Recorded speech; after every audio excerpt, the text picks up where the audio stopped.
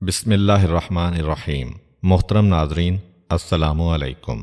پچھلی ویڈیو میں بات اس منزل پر پہنچ چکی تھی کہ اللہ کے رسول قباء کی بستی سے شہر مدینہ کی جانب تشریف لا رہے ہیں، اور شہر مدینہ میں تڑپتے ہوئے دلوں کے ساتھ تمام مسلمان انتظار کر رہے ہیں کہ دیکھیں پیغمبر اسلام کس کو یہ شرف بخشتے ہیں کہ وہ پیغمبر کا میزبان قرار پائے۔ ہر ایک کی تمنا ہے، ہر ایک کا دل چاہ رہا ہے، لیکن یہ بھی معلوم ہے کہ آنے والا عادل خدا کا عادل رسول ہے۔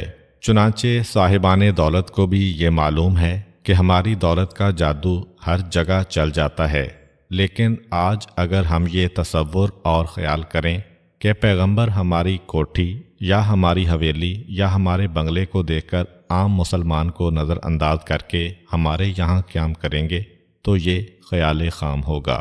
چنانچہ بڑے بڑے سردار، بڑے بڑے مالدار، بڑی بڑی زمینوں والے، مکانات والے، محلات والے، ہر ایک خواہش تو رکھتا ہے کہ پیغمبر اس کے ہاں قیام کریں، مگر پروردگار عالم نے یہ سعادت کسی اور کے مقدر میں لکھ دی، اور جیسا کہ ابھی آپ سنیں گے کہ جن کے مقدر میں یہ سعادت لکھی گئی، مدینے کے عام ماحول کو دیکھتے ہوئے ان کا مکان بہت ہی چھوٹا ہے، بہت ہی مختصر، ایک عام مہمان کے اعتبار سے بھی تکلیف دہ مکان تھا۔ کجا یہ کہ پیغمبر اسلام جو وجہ تخلیق کائنات ہیں اور وہاں قیام کریں۔ لیکن بات یہی ہے کہ جیسا کہ میں نے عرض کیا کہ سرداری، طاقت، عہدہ، زمینیں اور دولت عام دنیا والوں کو تو جھکا سکتی ہیں کسی کے سامنے، لیکن بارگاہ الہی میں ان تمام چیزوں کی کوئی اہمیت نہیں ہے۔ وہاں ہر فیصلہ فقط خلوص پر ہوتا ہے، عمل صالح پہ ہوتا ہے، اور یہ کہ اگر بزرگوں نے نیکیاں کی ہیں تو ان کی اولاد کو اس کا صلہ اس دنیا میں ملتا ہے۔ چنانچہ بہت پہلے پیغمبر اسلام کی ولادت سے بھی 1000 سال پہلے کا واقعہ ہے کہ کسی کے بزرگ نے ایک نیکی کی تھی جو آج اس کی اولاد کے کام آنے والی ہے۔ یاد کریں اس واقعے کو۔ یمن کا حاکم طبع ابن حسان مکہ مکرمہ پہ حملے کے ارادے سے چلا، مکے کے قریب آ کر ایک انتہائی خطرناک بیماری میں مبتلا ہو گیا، اور آخر بہت مشکل سے یہ پتہ چلا کہ چونکہ اس نے خانہ کعبہ کو ڈھانے کا ارادہ کیا تھا، اس لیے پروردگار نے اسے بیمار کیا ہے۔ توبہ کر کے خانہ کعبہ پہ غلاف چڑھا کے اب وہ دوبارہ چلا مدینے کی جانب۔ اگرچہ اس کو جانا تو شام تھا، لیکن راستے میں مدینہ آ گیا۔ جب مدینہ پہنچا تو وہ چونک اٹھا، اس لیے کہ چند سال پہلے مدینہ ایک جنگل تھا، ایک صحرا تھا۔ یہ پیغمبر کی ولادت سے 1000 سال پہلے کی بات میں بیان کر رہا ہوں۔ یہ چند ہی سالوں میں یہاں پہ ایک شہر نمودار ہو گیا ہے، اور خاصا مضبوط اور مستحکم شہر نظر آتا ہے۔ چنانچہ اس کے دل میں ایک مرتبہ پھر لالچ اور تمنا پیدا ہوئی کہ میں مدینے پہ قبضہ کیے بغیر آگے نہ جاؤں گا۔ میری حکومت یمن سے شام تک پھیلی ہوئی ہے، اور اس میں یہ بستی میری حکومت کے دائرے سے باہر ہے، یہ کیسے ہو سکتا ہے؟ خصوصاً اتنا خوبصورت شہر۔ آج بھی مدینہ عرب کے ماحول سے ان معنوں میں ہٹا ہوا ہے کہ سبزہ ہے، باغات ہیں، کھجور کے درخت ہیں۔ پورے حجاز کے اندر اس کی ایک اہمیت ہے۔ یمن کے بادشاہ کے دل میں پھر ایک مرتبہ لالچ آئی، محاصرہ کر کے بیٹھ گیا شہر مدینہ کا، جو اس وقت یثرب کہلاتا تھا، جہاں پہ اس وقت صرف یہودی رہتے تھے۔ لیکن وہ آج والے یہودی نہیں، بلکہ وہ صحیح عقیدہ رکھنے والے یہودی تھے۔ پورے شہر کا محاصرہ کر کے بیٹھ گیا، کیونکہ یہ تو طاقتور ترین حکمران ہے۔ سوچا کہ کب تک یثرب کے لوگ میرا مقابلہ کریں گے؟ ایک وقت آئے گا کہ ان کے پاس کھانے پینے کی چیزوں کی کمی ہو جائے گی، ہتھیار ڈالنا پڑیں گے ان کو۔ چنانچہ وہ بڑے آرام کے ساتھ اپنی عیش و عشرت کی چیزوں سے دل بہلا رہا ہے، اور محاصرے کا سلسلہ جاری ہے۔ بادشاہوں کا طریقہ تو آپ کو معلوم ہے، رات گئے سونا اور دن چڑھے بیدار ہونا۔ چنانچہ اس نے کبھی دیکھا ہی نہیں کہ صبح کیسی ہوتی ہے۔ ایک دن کسی وجہ سے شاہ یمن کی آنکھ جلدی کھل گئی، اور وہ ٹہلنے کے لیے اپنے خیمے سے باہر نکلا۔ صبح کا وقت ایک انتہائی سہانا وقت ہوتا ہے، اور خود بخود اگر انسان بیدار ہو، فطرت تقاضا کرتی ہے کہ گھر سے قدم باہر نکالو، خیمے سے باہر نکلا تو ایک منظر دیکھ کے حیران ہو گیا۔ اس کی فوج کے ناشتے کا وقت ہے۔ عام سپاہی بیچارہ تو وہی غریب و مزدور ہوتا ہے، نہ تو بادشاہوں کا طریقہ اسے معلوم ہوتا ہے نہ اس پہ چل سکتا ہے۔ وہ لوگ تو صبح سویرے ناشتے کے عادی ہیں۔ آج جو باہر نکلا یہ بادشاہ یمن تو یہ دیکھ کے حیران ہو گیا۔ بڑا لشکر ہے، کھجوروں کی گٹھلیاں پڑی ہوئی ہیں دسترخوان کے ایک سرے سے دوسرے سرے تک، وہ جو ناشتے کا دسترخوان ہے۔ حیرت اس بات پر ہوئی کہ میری فوج جو سامان لے کے آئی ہے اس میں کھجوریں تو ہیں ہی نہیں، یمن کا علاقہ کھجوروں کا علاقہ ہی نہیں ہے، تو یہ اتنی کھجوریں ہیں کہ میرے پورے لشکر نے پیٹ بھر کے اس کو کھایا ہے۔ اس نے پہلی مرتبہ یہ منظر دیکھا ہے۔ آخر سپاہیوں سے دریافت کیا کہ یہ اتنی کھجوریں آئیں کہاں سے، اتنی کثیر تعداد میں گٹھلیاں پڑی ہیں، پورے لشکر کو یہ کھجوریں کہاں سے ملیں؟ تو جواب دیا کہ روزانہ جو یثرب کے رہنے والے ہیں، شہر کی جو فصیل ہے، جو شہر کی چاردیواری ہے، اس پر چڑھتے ہیں اور ہمارے لیے بوریوں کی بوریاں بھر کے کھجوروں کی باہر پھینک دیا کرتے ہیں۔ اب تو شاہ یمن اور چکرایا کہ میں تو اس نیت سے محاصرہ کر کے بیٹھا ہوں کہ ایک دن مدینے والے فاقہ کشی کے عالم میں پہنچیں گے تو ہڑبڑاہٹ میں ہتھیار ڈالیں گے، اپنا شہر میرے حوالے کریں گے۔ یہاں تو میں الٹا ماجرا دیکھ رہا ہوں کہ میرے پورے لشکر کو وہ لوگ غذا سپلائی کر رہے ہیں، پورے لشکر کے ناشتے کا انتظام کر رہے ہیں۔ مصیبت اور تنگ دستی میں اس انداز کا عمل تو کبھی نہیں دیکھا۔ شاہ یمن چکرایا عام حالت میں بھی کوئی اپنے دشمنوں کا یہ اکرام اور احترام نہیں کرتا ہے، کجا یہ کہ کوئی ایسا دشمن ہو جو فاقے میں مبتلا کرنے کے لیے بیٹھا ہے، اس کے لیے یہ عزت۔ گھبرا کے فوراً میٹنگ بلائی اپنے وزیروں کی۔ یہ کیا ماجرا ہے؟ وزیروں نے کہا کہ ہم بھی نہیں بتا سکتے ہیں، لیکن اگر آپ اجازت دیں تو ہمارا کوئی آدمی سفید جھنڈا لہراتا ہوا مدینے کے دروازے تک جائے اور مدینے کے رہنے والوں سے پوچھے۔ اب اتنی نئی بات تھی، ایک ایسا تجسس دل میں پیدا ہو گیا۔ کہا ٹھیک ہے، بھیجو کسی آدمی کو۔ پرانے دستور کے مطابق صلح کا سفید جھنڈا لہراتا ہوا ایک قاصد گیا اور مدینے والوں کو یہ پیغام پہنچایا۔ چنانچہ شہر مدینہ سے کچھ علماء نکل کے آئے یہودیوں کے۔ بادشاہ طبع سے کہا کہ آپ نے ہمیں کیوں بلایا ہے؟ جواب دیا، ایک بات بتاؤ، تمہیں بھی پتا ہے کہ ہم تمہارے شہر کو اس لیے گھیر کے بیٹھے ہیں کہ تمہاری غذا کا ذخیرہ ختم ہو جائے، تم فاقے کرنے لگو تو آخر تھک ہار کر اپنا شہر ہمارے حوالے کر دو۔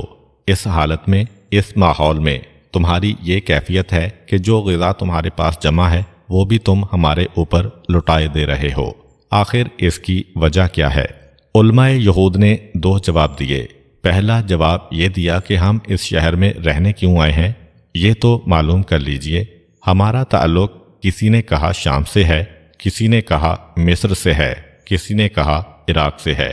ہم اس لیے اپنے وطن کو چھوڑ کے یہاں آباد ہوئے ہیں کہ ہماری کتابوں میں لکھا ہے کہ آخری رسول جو آئے گا وہ اس شہر مدینہ میں آئے گا۔ ہم تو اس کے استقبال کے لیے پہلے ہی یہاں آ کے جمع ہو گئے ہیں، اور ہماری کتابوں میں یہ بھی لکھا ہے کہ آخری رسول کی خصوصیت یہ ہوگی کہ وہ اپنے دشمنوں کا بھی احترام کرے گا، اور مہمان چاہے اس کا جانی دشمن بھی آ جائے وہ اس کا بھی استقبال کرے گا۔ ہم یہ چاہتے ہیں کہ جب آخری رسول آئے تو ایسا نہ ہو کہ ہمارا طریقہ اس کے طریقے سے ہٹ کے ہو، اس کی سنت کچھ اور ہو، ہم کسی اور طریقے سے چل رہے ہوں، تو جب وہ آ جائے تو اس کی باتیں ماننے میں ہم کو پریشانی ہو جائے۔ چنانچہ یہودی علماء بادشاہ یمن کو جواب دے رہے ہیں کہ ہماری کتابوں میں لکھا ہے کہ آخری رسول انتہائی مہمان نواز، سخی اور کریم ہوگا، تو ہم یہ چاہ رہے ہیں کہ اس کے آنے سے پہلے اپنے آپ کو ویسا ہی بنا لیں تاکہ جب وہ آئے تو ہمیں کوئی زحمت و پریشانی نہ ہونے پائے۔ چنانچہ اپنے دشمنوں کے لیے بھی ہماری سخاوت اور ہمارے کرم کا سلسلہ جاری ہے۔ اور دوسری بات یہ ہے کہ یہ بھی ہمیں پتہ ہے کہ بہرحال اس شہر مدینہ پر سوائے رسول کے اور کوئی حکومت کر ہی نہیں سکتا ہے، اس لیے ہم بالکل پریشان نہیں ہیں۔ تم 10 دن یا 1 مہینہ یا 6 مہینہ یہاں رہو، 10 سال بھی اگر یہاں رہو تو ہمیں یہ یقین کامل ہے کہ رسول کے شہر پر رسول سے پہلے کوئی اور قبضہ نہیں کر سکے گا۔ شاہ یمن چونک اٹھا۔ دیکھیے بعض اوقات کسی کا ایک جملہ انسان کے ذہن کو ہلا کے رکھ دیتا ہے۔ چاروں طرف سے دشمن شہر کو گھیرے میں لے کے بیٹھا ہے اور مصیبت و پریشانی میں اس وقت ان لوگوں کا اتنا اعتقاد ہے، یہ تو سچا اعتقاد لگ رہا ہے۔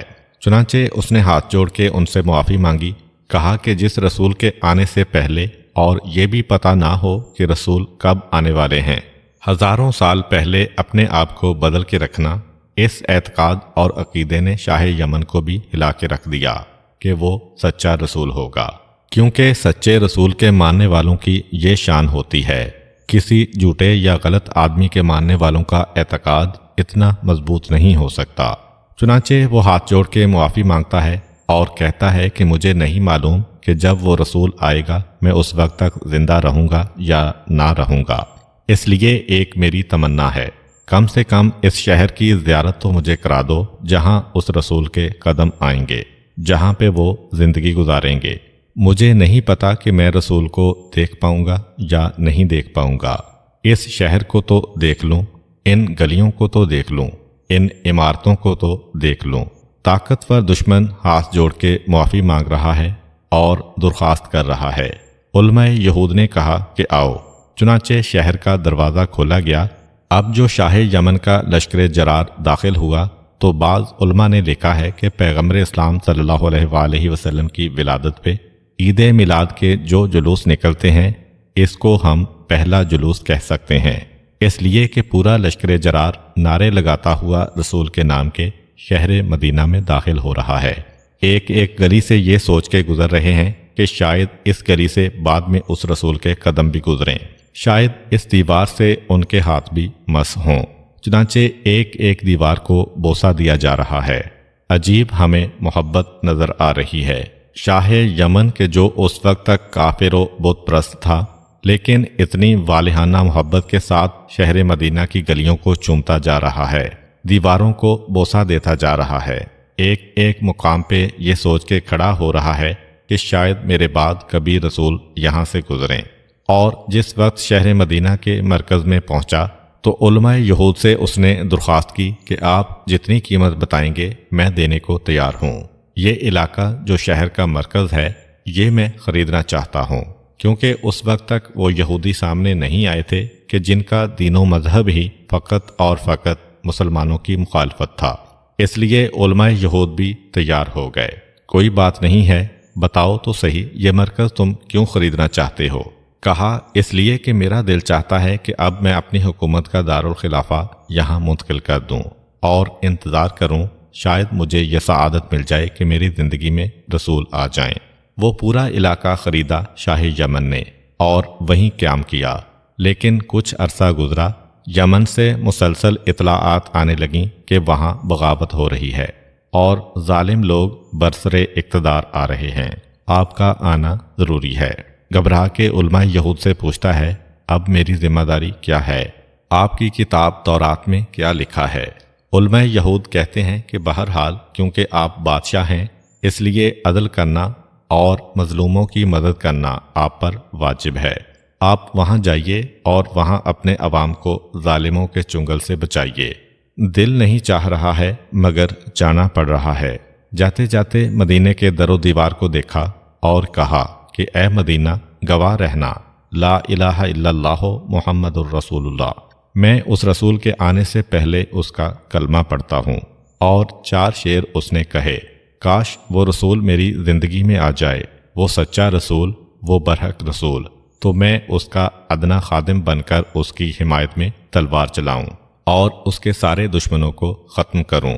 اور اس کے بعد اپنی فوج کے 400 بڑے بڑے سرداروں کو 400 مکان خرید کے دیے مرکز مدینہ میں، اور کہا کہ تمہیں یہیں رہنا ہے، میں تمہیں اس لیے چھوڑ کے جا رہا ہوں کہ تم میری فوج کے 400 مانے ہوئے سرداروں سپہ سالار ہو، میری حکومت سے زیادہ رسول کی حکومت کو تمہاری ضرورت ہوگی، ان کو فوجی سپاہی بھی چاہیے ہوں گے، سالار بھی چاہیے ہوں گے، تم یہاں پہ قیام کرو، میں تو کسی نہ کسی طرح یمن کا نظام ٹھیک کر لوں گا۔ 400 سرداروں کو وہاں چھوڑا۔ ان 400 میں سے ایک ایسا سردار تھا جو انتہائی متقی اور پرہیزگار بھی تھا، جس کا نام شامول تھا۔ کہا کہ یہ باقی سب تو سردار ہیں مگر تو عبادت گزار سردار ہے، اس لیے ایک امانت تیرے سپرد کر رہا ہوں، یہ کہہ کے شاہ یمن نے ایک شاہی کاغذ پر ایک خط لکھا، اور خط کیا تھا کہ رسول محمد کے نام، ان کے ایک ادنا غلام طبا کی جانب سے، اور پھر وہ 5 چیزوں کی گواہی دیتا ہے۔ اے رسول، میں آپ کے رب پہ ایمان لایا، میں آپ پر ایمان لایا، میں آپ کے دین پہ ایمان لایا، میں آپ کی کتاب پہ ایمان لایا، اور جو آپ حکم دے رہے ہیں میں سب پہ ایمان لایا، اور بس میری ایک ہی تمنا ہے کہ اگر آپ کی اس مدینے میں آمد کے وقت میں زندہ رہا تو آپ مجھے ضرور پیغام بھیجیے تاکہ میں آپ کی حمایت میں اپنی جان قربان کروں، اور اگر اس وقت تک میں دنیا سے رخصت ہو گیا تو میدان قیامت میں آپ میرے شفیع اور مددگار بن جائیے گا۔ اور پھر آخر میں یہ جملہ لکھا کہ میں آپ پر اور آپ کے جد ابراہیم علیہ السلام کے دین پہ ایمان لایا۔ اپنا نام لکھا، اپنے دستخط کیے، پھر اس کاغذ کو احتیاط سے بند کیا، مہر لگائی، سونے کا صندوقچہ بنوایا، اس میں اس کاغذ کو رکھا، تالا لگایا اور اس کی چابی شامول کے حوالے کی۔ یہ 2 امانتیں تمہارے پاس ہیں کہ جب کبھی وہ رسول آ جائیں یہ خط ان کو دینا، اور دیکھو اگر تمہارا انتقال ہونے لگے تو اپنی اولاد کو یہ وصیت کر کے جانا۔ اور یہ کہہ کے شاہ یمن روتا ہوا شہر مدینہ سے نکلا اور یمن چلا گیا۔ تاریخ کہتی ہے کہ زمانہ گزرتا رہا، پورے 1000 سال ہو گئے شاہ یمن کو آئے ہوئے۔ ادھر مدینے میں شامول نے انتقال کیا، مگر مرتے وقت وہ اپنے بیٹے کو یہ وصیت نامہ، یہ صندوقچہ اور یہ چابی دے کے گیا۔ بیٹے کا انتقال ہوا، وہ اپنے بیٹے کو ان چیزوں کو منتقل کر کے گیا، یہاں تک کہ 21 پشتیں گزر گئیں، 21 پیڑھیاں گزر گئیں شامول کے خاندان میں۔ 21ویں پشت میں جو شخصیت آئی ان کا نام خالد ابن زید ہے۔ خالد ان کا نام ہے، لیکن کیونکہ ان کے بیٹے کا نام ایوب ہے اس لیے وہ ابو ایوب کہلاتے ہیں، یعنی حضرت ابو ایوب انصاری رضی اللہ تعالی عنہ۔ یہ ابو ایوب ہیں کہ جو شامول کی 21ویں پیڑھی میں یا 21ویں پشت میں آئے۔ انہیں اپنے بزرگوں کی جانب سے یہ صندوقچہ ملا، یہ چابی ملی اور یہ وصیت ملی۔ پیغمبر اسلام جب شہر مدینہ کی جانب تشریف لا رہے تھے تو اللہ کے رسول مدینے کی سرحد پہ آ کے قباء کی بستی میں ٹھہر گئے۔ مدینے والوں کے ذہن میں یہ خیال تھا کہ پیغمبر فوراً مدینے میں آئیں گے، مگر پیغمبر اسلام قباء میں رک گئے۔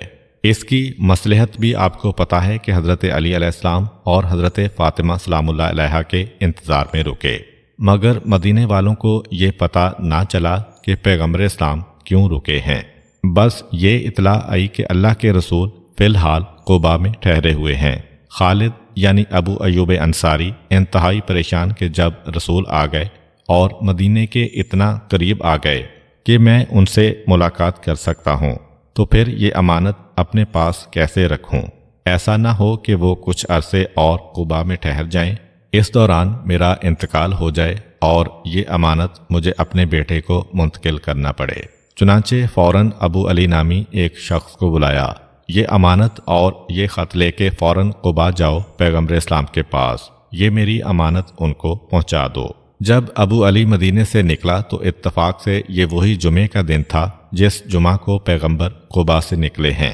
ادھر حضرت ابو ایوب کا قاصد مدینے سے نکلا، ادھر پیغمبر اسلام قباء سے نکلے، اور راستے میں قبیلہ بنو سالم کی جامع مسجد میں پیغمبر نماز جمعہ کے لیے رک گئے۔ جمعہ مکمل ہوا، پیغمبر اسلام چلنا چاہتے ہیں کہ دیکھا کہ مدینے سے دوڑا دوڑا ایک آدمی چلا آ رہا ہے۔ اس کو بنو سالم کی بستی میں رکنا نہیں ہے، اسے تو قباء جانا ہے، مگر پیغمبر اسلام نے خود ہی کہا جاؤ اس آدمی کو لے کے آؤ۔ اس آدمی کا راستہ روکا گیا اور کہا کہ تم ادھر آؤ، اللہ کے رسول تمہیں بلا رہے ہیں۔ جیسے ہی وہ پیغمبر اسلام کے پاس پہنچا، پیغمبر نے کہا تمہارا نام ابو علی ہی ہے؟ وہ گھبرا گیا، آپ کو کیسے پتہ چلا؟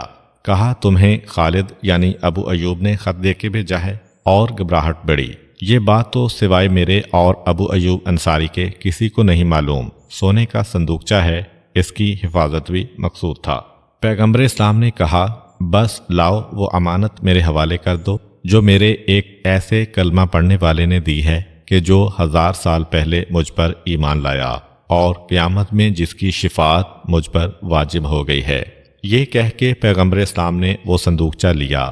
1000 سال کے بعد وہ تالا کھولا گیا۔ پیغمبر نے مہر توڑی، شاہ یمن کے خط کو پڑھا، اور اس کے بعد پیغمبر اسلام نے پہلے تو شاہ یمن کے وہ فضائل بتائے، اور پھر اس خط کو پڑھنے کے بعد پیغمبر اسلام نے وہ فیصلہ جو پہلے ہی ہو چکا ہے، اس فیصلے کا اعلان کیا، مگر سب کو نہیں بتایا، بلکہ صرف 2 یا 3 خاص آدمیوں کو، اور کہا اب ہمیں مدینہ چلنا ہے۔ فیصلہ یہ ہوا کہ چونکہ شامول نے اس اہم ترین امانت کو پوری احتیاط کے ساتھ اپنی اولادوں کو منتقل کیا ہے، اس لیے مدینے میں پیغمبر نہ کسی دولت مند کے مہمان بنیں گے، نہ کسی سرمایہ دار کے مہمان بنیں گے، نہ کسی ذمہ دار کے مہمان بنیں گے، نہ کسی سردار کے مہمان بنیں گے۔ کوئی دنیاوی چیز پیغمبر اسلام کو کسی گھر پہ نہیں پہنچا سکتی، نہ کسی کی دولت پیغمبر کو اس کے گھر پہ لائے گی، نہ کسی کا عہدہ پیغمبر کو اس کے گھر پہ لائے گا۔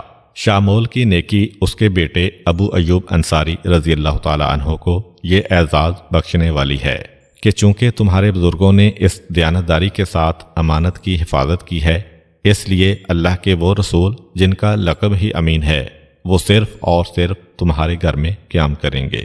یہ فیصلہ ہو گیا، لیکن عام لوگوں کو یہ فیصلہ نہیں معلوم، اس لیے جیسے جیسے پیغمبر کی سواری مدینے کے قریب بڑھتی جا رہی ہے، ہر قبیلہ کہہ رہا ہے اللہ کے رسول آپ ہمارے ہاں ٹھہر جائیے، آپ ہمارے ہاں ٹھہر جائیے، اور پیغمبر ایک ہی جواب دے رہے ہیں، خلو سبیلہا فإنہا معمورہ، میری اونٹنی کا راستہ چھوڑ دو، یہ اللہ کی جانب سے خود ہی معمور کی گئی ہے، خود ہی اسے حکم دیا گیا ہے، اسے کہاں ٹھہرنا ہے یہ خود جانتی ہے۔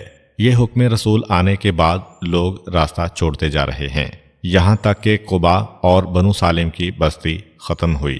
اب مدینہ شروع ہو گیا، اور مدینے کی سرحد پر مدینے کے سارے مرد، مدینے کی ساری عورتیں، مدینے کے سارے بچے گویا عید کا جشن منانے کے لیے جمع ہوئے ہیں، اور بے چینی اور بے تابی میں کوئی کھجور کے درخت پہ چڑھا ہوا ہے، کوئی پہاڑ کی چوٹیوں پہ بیٹھا ہوا ہے، کوئی مکانات کی چھت کے اوپر ہے، اور ہر ایک کی زبان پہ یہ سوال ہے کہ اللہ کے رسول اب تک نہیں آئے۔ ہمیں خبر تو ملی تھی کہ وہ قبا سے حرکت کر چکے ہیں۔ ہر ایک بے چین اور بے قرار ہے، ہر طرف آوازیں ہیں، این الرسول، رسول کہاں ہیں؟ ہر وہ آدمی جو کسی بلندی پر ہے، نیچے کھڑے رہ جانے والے مرد اور عورتیں اس سے سوال کر رہے ہیں کہ کوئی نظر آیا، کوئی جھلک نظر آئی۔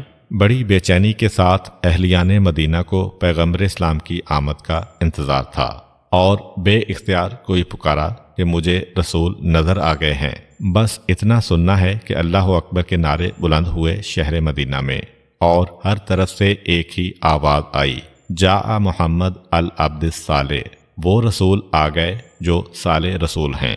اور مدینے کی چھوٹی چھوٹی بچیاں پیغمبر اسلام کے استقبال کو آگے بڑھیں، اور وہی شعر پڑھنا شروع کیے جو آپ اکثر علماء سے سنتے ہیں، طلع البدر علینا من ثنیات الوداع وجب الشکر علینا ما دعا للہ داعی، ایھا المبعوث فینا جئت بالامر المطاع، جئت شرفت المدینہ مرحبا یا خیر داعی۔ ہم پر 14ویں کا چاند ثنیات الوداع کی طرف سے طلوع ہوا، ہم پہ شکر واجب ہے کہ بلانے والے نے ہمیں اللہ کی طرف بلایا، آپ کو ہماری طرف مبعوث کیا گیا ہے، اور آپ ایسی بات لائے ہیں جس کی اطاعت کی جائے گی۔ آپ نے مدینہ کو شرف بخشا، اے خیر کی دعوت دینے والے خوش آمدید۔ اس سے آگے بھی یہ کافی لمبی نعت ہے جو آپ کو کتابوں میں مل جائے گی۔ ثنیۃ الوداع کی طرف سے ہم پر 14ویں کا چاند طلوع ہوا۔ ثنیۃ الوداع آبادی کے باہر اس گھاٹی کو کہتے ہیں جہاں سے مسافروں کو رخصت کیا جاتا ہے، یعنی الوداعی گھاٹی۔ یہ وہ جگہ تھی جہاں سے اہل مدینہ مکہ جانے والوں کو رخصت کیا کرتے تھے۔ جب مدینے کی بچیوں نے پیغمبر اسلام کا اس جوش و خروش کے ساتھ استقبال کیا تو پیغمبر نے ان چھوٹی چھوٹی بچیوں کو دیکھ کے کہا کہ کیا تم مجھ سے محبت کرتی ہو؟ تو سب نے کہا بلا یا رسول اللہ، اللہ کے رسول یقیناً۔ پیغمبر نے کہا واللہ، اللہ کی قسم میں بھی تم بچیوں سے محبت کرتا ہوں، اس اعتبار سے کہ صاحب معرفت بچیاں ہیں، اور ان بچیوں کے بعد اب ان کے بزرگ پیغمبر اسلام کے استقبال کو آنے لگے۔ اتنا زیادہ شور بلند ہوا کہ عبداللہ ابن سلام جو بعد میں اسلام قبول کرتے ہیں وہ اسی ایک شعر کی وجہ سے تو اسلام کے قریب آئے۔ جیسے ہی مدینے کی سرحد پر بچیوں نے استقبال کیا، بچیوں کے استقبال کے بعد اب بزرگ آگے بڑھتے ہیں، ہر ایک کہہ رہا ہے اللہ کے رسول آئیے ہمارے شہر میں تشریف لائیے۔ یہودیوں کی بستیوں تک بھی یہ شور کی آواز پہنچ گئی۔ عبداللہ ابن سلام، ان کا اصل نام حسین ابن سلام ہے، یہ یہودیوں کے عالم ہیں۔ حضرت یوسف علیہ السلام کی اولاد میں یہ 19ویں یا 21ویں پشت میں ہیں، اور ان کا خاصا احترام ہے شہر مدینہ میں، اور علماء یہود میں ایک نامور مقام رکھتے ہیں۔ بعد میں یہ اسلام قبول کر کے نبی کریم صلی اللہ علیہ وآلہ وسلم کے ایک جلیل القدر صحابی بنے۔ یہ کہہ رہے ہیں کہ جس وقت یہ شور کی آواز بلند ہوئی تو میں اپنے کھیتوں میں کام کر رہا تھا، وہاں سے نکل کے مدینے کی جانب آیا اور کھجور کے درخت کے نیچے میں کھڑا ہو گیا۔ میں نے دیکھا ایسا عظیم و شان جلوس کہ میں تصور بھی نہیں کر سکتا ہوں۔ جب یہ جلوس داخل ہو رہا ہے شہر مدینہ میں تو مدینے والوں نے اللہ اکبر کے نعرے لگائے، بے اختیار میری زبان سے بھی اللہ اکبر نکل گیا۔ میری پھوپھی خالدہ بنت حارث بزرگ خاتون وہ بھی قریب کھڑی تھیں۔ جب انہوں نے مجھے دیکھا ایک یہودی عالم اور ایک ایسی شخصیت کے استقبال میں نعرہ لگا رہا ہے جسے بہرحال یہودی اپنا دشمن سمجھ رہے ہیں۔ وہ شاہ یمن کے دور کے یہودی الگ تھے، مگر پیغمبر اسلام کے دور کے یہودیوں کے بارے میں تو آپ سن ہی چکے ہیں۔ تو میری پھوپھی مجھ سے کہنے لگیں کہ اے میرے بھتیجے کیا ہو گیا؟ تیری خوشی کو دیکھ کے ایسا لگ رہا ہے کہ جیسے موسیٰ ابن عمران آ رہے ہیں۔ یہودیوں کے لیے تو کائنات کی قابل احترام شخصیتوں میں سب سے بلند نام حضرت موسیٰ علیہ السلام کا ہے۔ تمہاری خوشی سے تو ایسا لگ رہا ہے کہ جیسے موسیٰ ابن عمران ہماری بستی میں داخل ہو گئے۔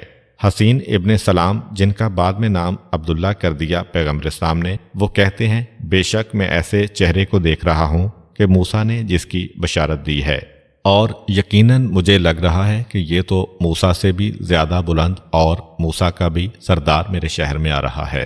خالدہ بنت حارث ذرا کھٹکیں، یہ تو نے کیا کہہ دیا؟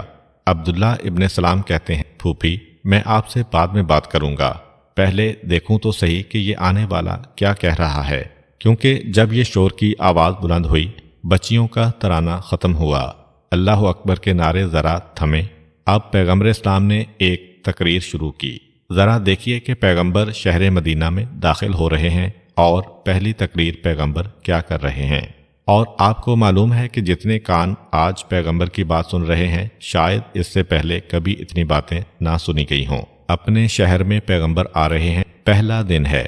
عبداللہ ابن سلام کہتے ہیں نے سنا پیغمبر نے پہلی تقریر کی، بہت مختصر 5 جملے ہیں، جہاں جہاں اونٹنی جا رہی ہے انہی 5 جملوں کو دہراتے جا رہے ہیں۔ یہ اسلام کا پہلا تعارف ہے مدینے کے اندر۔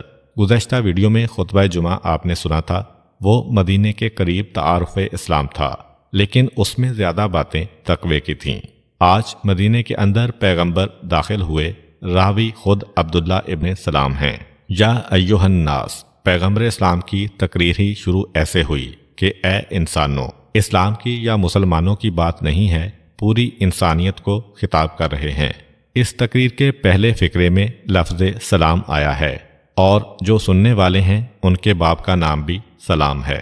اگرچہ ان کا باپ یہودی تھا، لیکن پیغمبر اسلام کی تقریر انہیں ایسا لگا کہ براہ راست مجھ سے ہو رہی ہے، اگرچہ پیغمبر سارے مدینے کو سنا رہے ہیں۔ آپ نے بچیوں کا ترانہ تو بہت سی کتابوں میں پڑھا ہوگا، پیغمبر اسلام کی تقریر بہت کم سنی ہوگی۔ پیغمبر اسلام صلی اللہ علیہ وآلہ وسلم فرماتے ہیں یا ایھا الناس افشوا السلام واطعموا الطعام واصلوا الارحام وصلوا باللیل والناس نیام تدخلوا الجنۃ بسلام۔ اے انسانوں، سلام کو عام کرو، سلام کو پھیلاؤ، یعنی آپس میں ایک دوسرے کو سلام کہا کرو، مسکینوں اور غریبوں اور یتیموں کے کھانے کا انتظام کرو، خونی رشتوں کو جوڑے رکھو، قطع رحمی نہ کرو، یا رشتہ داروں کا حق ادا کرو، اور رات کی اس تاریکی میں نماز پڑھو جب لوگ سو رہے ہوں۔ اگر تم ان 4 باتوں پہ عمل کرو گے تو سلامتی کے ساتھ جنت میں داخل ہو جاؤ گے۔ افشوا السلام، سلام کو عام کرو، کیا مطلب؟ خالی اس میں وہ السلام علیکم نہیں ہے، سلام خود اسلام میں پورا فلسفہ ہے۔ اسلام نے لفظ سلام ہی کیوں رکھا اور کوئی لفظ کیوں نہیں کہا؟ الحمدللہ کہہ دو، شکرن للہ کہہ دو، سلام کا لفظ کیوں کہا؟ اس لیے کہ سلام کا مطلب ہے السلام علیکم، میں دعا مانگتا ہوں کہ اللہ کی طرف سے آپ پر سلامتی ہو۔ افشو السلام یعنی سارا معاشرہ ایک دوسرے کی سلامتی کا خیال کرے۔ وہ اسلامی معاشرہ نہیں ہے جہاں پہ سلام بآواز بلند ہوتا ہے مگر ساتھ میں ایک دوسرے کو نقصان پہنچانے کی کوششیں کی جاتی ہیں۔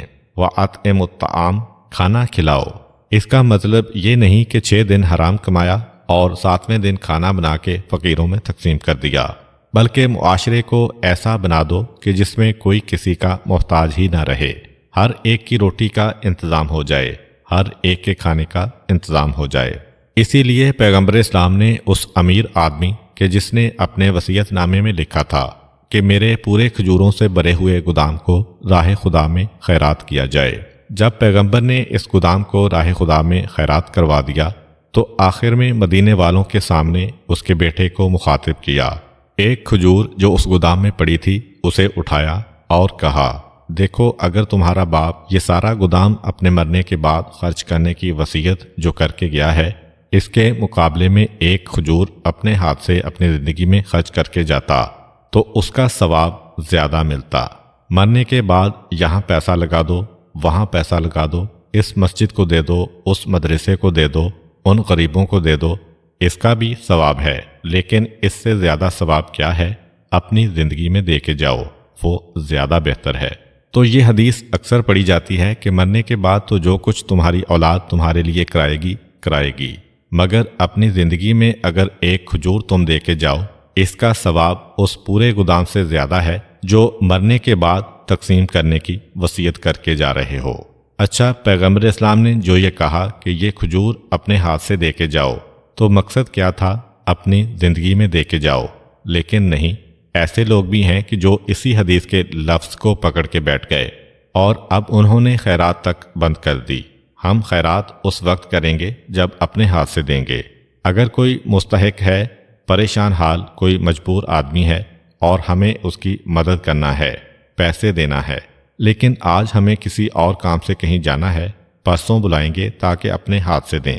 اپنی بیوی کو پیسے دے کے نہیں جائیں گے، اپنے بیٹے کو پیسے دے کے نہیں جائیں گے کہ پیغمبر نے کہا ہاتھ سے کھجور خیرات کرو۔ تو ہاتھ کا مطلب یہ اصلی ہاتھ نہیں ہے، ہاتھ کا مطلب ہے اپنی زندگی میں خیرات کرو، اس کا ثواب مرنے کے بعد کی جانے والی خیرات سے زیادہ ہے۔ مفہوم کو سمجھے بغیر صرف الفاظ حدیث پکڑنے سے یہ حماقتیں ہوتی ہیں۔ چنانچہ یہ جو پیغمبر اسلام مدینے میں خطبہ دے رہے ہیں، اس کے الفاظ پر بھی غور کریں اور معنی پر بھی۔ اور پیغمبر اسلام کی تقریر کا تیسرا جملہ، اپنے رشتہ داروں کا حد سے زیادہ تمہیں خیال کرنا ہے۔ اسلام اسی بنیاد پہ احکام بتاتا ہے کہ شروع کرو اس سلسلے کو، پہلے اپنی ذات کے متعلق جو رشتہ دار ہیں، پھر یہ رشتہ داری کے سلسلے کو اسلام پھیلاتا جاتا ہے۔ ایک آخری منزل آتی ہے جب اسلام کہتا ہے کہ دنیا کا ہر انسان تمہارا رشتہ دار ہے، مگر اس سلسلے کو بڑھاؤ، رشتہ دار کو کبھی نظر انداز نہ کرو۔ اور چوتھا جملہ کہ جب لوگ سو رہے ہیں تو نماز پڑھو۔ اب سونے کا ظاہری مطلب تو یہی ہے کہ یہ نیند جو رات کو لی جاتی ہے، اور حدیث میں بھی یہی ہے، لیکن اس کے پیچھے وہ فلسفہ بھی ہے کہ جب لوگ غفلت کی نیند سو رہے ہوں، کسی کو خیال ہی نہ ہو کہ اللہ بھی ہے جس سے ڈرا جاتا ہے، کسی کو احساس ہی نہ ہو کہ قیامت بھی ہے جس میں ہمیں حساب کتاب دینا پڑے گا، آڈیٹر کی فکر ہو جاتی ہے جس سال میں آڈٹ ہونے والا ہے، سارے حساب کتاب لیجر رجسٹر کو صحیح کر لو، انکم ٹیکس کی فکر ہو جاتی ہے کہ وقت پہ گوشوارہ بھر دو، لیکن میدان قیامت کے آڈٹ اور میدان قیامت کا جو گوشوارہ بھرا جا رہا ہے اس کی فکر کسی کو نہیں ہوتی۔ پیغمبر اسلام یہ بھی پیغام دے رہے ہیں کہ جب اندھیرا چھا جائے، یعنی جب ظلمت چھا جائے، جب لوگوں کی عقلوں پہ غفلت کے پردے پڑ جائیں، جب لوگ غافل سو رہے ہوں، اس وقت تم نماز پڑھو۔ نماز کس چیز کا نام ہے؟ نماز اسی چیز کا نام ہے۔ کوئی نماز الحمد کے بغیر نہیں ہو سکتی ہے۔ مالک یوم الدین کہ تو قیامت کے دن کا مالک ہے، قیامت کو یاد دلانا ہے۔ اہدنا الصراط المستقیم، اپنی محتاجی کو یاد دلانا ہے۔ سجدہ کر کے سبحان ربی الاعلی و بحمدہ، میں تیرے آگے سجدہ کر رہا ہوں کیونکہ تو ہی سب سے بڑا پروردگار ہے۔ نماز تو نام ہی ہے کہ ہم مدد تجھ ہی سے چاہتے ہیں، رزق دینے والا تو ہی ہے اور تیرے علاوہ کوئی طاقت ہی نہیں جس کے آگے ہم جھکیں۔ یہ ہے اصلی نماز۔ نماز اسی چیز کا نام ہے کہ یاد کرو قیامت میں کوئی کام نہیں آنے والا ہے سوائے الرحمن الرحیم خدا کے، تو اسی کے آگے پیشانی کو جھکاؤ۔ اس وقت تم عبادت کرو جب لوگوں کی آنکھوں پہ غفلت کے پردے پڑے ہوں۔ تو یہ 4 پیغام پیغمبر اسلام دے رہے ہیں۔ ایک دوسرے کی سلامتی کا خیال کرو، رشتہ داروں کا حق ادا کرو، معاشرے کو ایسا بناؤ کہ کوئی محتاج نہ رہے۔ جب لوگ غافل ہوں اس وقت نماز پڑھ کے قیامت اور اپنے خدا کو یاد کرو۔ اب میرا وعدہ ہے کہ اگر تم نے یہ 4 چیزوں کا خیال رکھا تو جنت سلامتی کے ساتھ داخل ہو جاؤ گے۔ یہاں پہ ایک بات ذہن میں آتی ہے کہ اے اللہ کے رسول، سیاست دنیاوی کا یہ تقاضا ہے کہ مکے سے آپ آ رہے ہیں اور مکے والوں کے دل میں جو دشمنی تھی جب آپ نے ہجرت کی تو اب تو رہی سہی کسر بھی پوری ہو گئی۔ اب تو مکے والے کھلم کھلا آپ کے خلاف ہو گئے۔ اب تو بظاہر مدینے والوں کے علاوہ عرب کی سرزمین پہ آپ کا کوئی سہارا نہیں ہے۔ طائف والے پہلے ہی منع کر چکے ہیں۔ مکے والوں کو چھوڑ کر آپ نے ان کے خلاف خود اعلان جنگ کر دیا ہے۔ اب تو مدینے والوں کا بڑا خیال کرنا پڑے گا۔ اب تو ان کے دلوں کو ہاتھ میں لینا پڑے گا۔ اچھی اچھی باتیں کریں، جنت کے باغات دکھائیں، جس طرح سیاسی رہنماؤں کا طریقہ کار ہوتا ہے کہ کم سے کم یہ آخری سپورٹر جو بچے ہیں یہ تو ہمارے خلاف نہ ہونے پائیں۔ مگر آج عجیب طریقہ ہے پیغمبر اسلام کا۔ یہی تو سچائی کی سب سے بڑی دلیل ہے کہ جہاں جہاں پیغمبر جا رہے ہیں حقائق کو بتاتے ہوئے جا رہے ہیں۔ اگر خیالی جنت دکھا کے مدینے والوں کو کرنا تھا تو وہ مکے والے کیا برے تھے؟ یہ ساری باتیں تو ان کو بتا کے ان کو بھی اپنی جانب کھینچا جا سکتا تھا۔ وہاں بھی مسئلہ یہی ہے کہ مکے والے سمجھ رہے ہیں کہ جنت ہمارے نام الاف ہے، اور پیغمبر اسلام کہہ رہے ہیں کہ بغیر عمل کے کیسے؟ جب موت آئے گی تو پتہ چلے گا کہ جنت جسے تم اتنا قریب سمجھ رہے ہو کہ ادھر ملک الموت آیا اور ہم جنت میں پہنچ گئے، مگر رسول بتا رہے ہیں کہ جنت کتنی مشکل چیز ہے، جنت کتنی دور کی چیز ہے۔ جنت تک پہنچنا بہت آسان بھی ہے، بہت مشکل بھی ہے۔ اگر زبانی ایمان ہے تو جنت سے مشکل کوئی چیز نہیں، اور اگر تمہاری رگ و تہ میں ایمان اترا ہوا ہے، سر کے بال سے پیر کے ناخن تک اللہ کی اطاعت کر رہے ہیں، تو جنت سے زیادہ آسان کوئی چیز نہیں۔ حسین ابن سلام علماء یہود میں شامل ہیں، تورات اور زبور کے عالم ہیں، اپنی قوم میں ان کا بہت بڑا مقام ہے، لیکن پیغمبر اسلام صلی اللہ علیہ وآلہ وسلم کی تقریر نے ان کو بھی ہلا کے رکھ دیا۔ آپ نے دیکھا ہوگا کہ عام آدمی مقرر کی تقریر سے متاثر ہو جاتے ہیں، لیکن جو خود بہت بڑا عالم ہے یہ آسانی سے متاثر نہیں ہوگا۔ جو خود مقرر ہے وہ آسانی سے متاثر نہیں ہوگا۔ لیکن حسین ابن سلام اتنے مختصر الفاظ میں پیغمبر اسلام نے پورا دین اسلام سمیٹ کے پیش کر دیا کہ اب حسین ابن سلام بے اختیار اللہ اکبر کا نعرہ لگا بیٹھے، اور بہت جلد انہوں نے اسلام قبول کیا۔ وہ ایک بہت ہی دلچسپ واقعہ ہے جو انشاءاللہ آئندہ ویڈیو میں آئے گا، اور سرحد مدینہ سے لے کر حضرت ابو ایوب انصاری رضی اللہ تعالی عنہ کے گھر کا واقعہ بھی آپ سنیں گے۔ امید کرتا ہوں کہ آپ کو آج کی ویڈیو اچھی لگی ہوگی۔ اگر آپ کو ہماری ویڈیو اچھی لگی ہے تو ویڈیو کو لائک کریں، اور مزید اس طرح کی ویڈیوز دیکھنے کے لیے ہمارا چینل سبسکرائب کر لیں۔